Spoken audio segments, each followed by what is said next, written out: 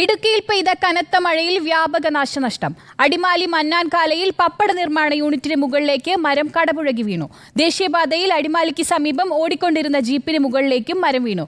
Fire force എത്തി മരം മുറിച്ചു നീക്കി ഗതാഗതം പുനഃസ്ഥാപിച്ചു. ചെറുതോണി കട്ടപ്പന റോഡിൽ കൂറ്റൻ പാറകൾ റോഡിലേക്ക് പതിച്ച് ഗതാഗതം തടസ്സപ്പെട്ടു. ഇടുക്കിയിൽ ശക്തമായി പെയ്ത മഴയിൽ വിവിധയിടങ്ങളിൽ മണ്ണിടിഞ്ഞും മരം വീണും ഗതാഗതം തടസ്സപ്പെട്ടു. കൊച്ചി ധനുഷ്കോടി ദേശീയപാതയിൽ അടിമാലി സർക്കാർ സ്കൂളിന് സമീപം ഓടിക്കൊണ്ടിരുന്ന ജീപ്പിന് മുകളിലേക്ക് മരം കടപുഴകി വീണു. ജീപ്പിലുണ്ടായിരുന്നവർ പരിക്കുകളില്ലാതെ രക്ഷപ്പെട്ടു. ഫയർഫോഴ്സ് എത്തിയാണ് മരം മുറിച്ചു മാറ്റിയത്. അടിമാലിയിൽ തന്നെ മൂന്നാം കാലിയിൽ പപ്പട നിർമ്മാണ യൂണിറ്റിന്റെ മുകളിലേക്കും മരം കടപുഴകി വീണു. തൊഴിലാളികൾ പുറത്തായിരുന്നതിനാൽ വൻ അപകടമൊഴിവായി.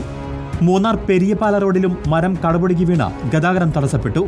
ദേവികുളം മാനില എസ്റ്റേറ്റ് തേയിലത്തോട്ടത്തിൽ മണ്ണിടിഞ്ഞ് കൃഷി നശിച്ചു.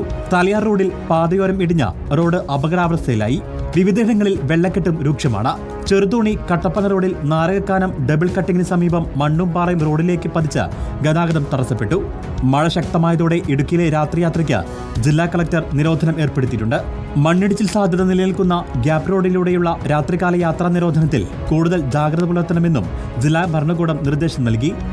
നീരൊഴുക്ക് വർദ്ധിച്ചതിനെ തുടർന്ന് കല്ലാർകുട്ടി അണക്കെട്ടിന്റെ 3 ഷട്ടറുകളും തുറന്നു. മുതിരപ്പുഴയുടെയും പെരിയാറിന്റെയും തീരദേശവാസികൾക്ക് ജാഗ്രതാ നിർദ്ദേശം നൽകിയിട്ടുണ്ട്. മണ്ണിടിച്ചിൽ ഉരുൾപൊട്ടൽ ഭീഷണിയുള്ള മേഖലകളിൽ നിന്നും ആവശ്യമെങ്കിൽ ആളുകളെ മാറ്റിപ്പാർപ്പിക്കുന്നതിനും മുന്നൊരുക്കങ്ങൾ സ്വീകരിച്ചു. പുഴകളിലും വഴിയോരങ്ങളിലുള്ള വെള്ളച്ചാട്ടങ്ങളിലും ഇറങ്ങരുതെന്ന് ജില്ലാ ഭരണകൂടത്തിന്റെ കർശന നിർദ്ദേശമുണ്ട്. റിപ്പോർട്ടർ, ഇടുക്കി.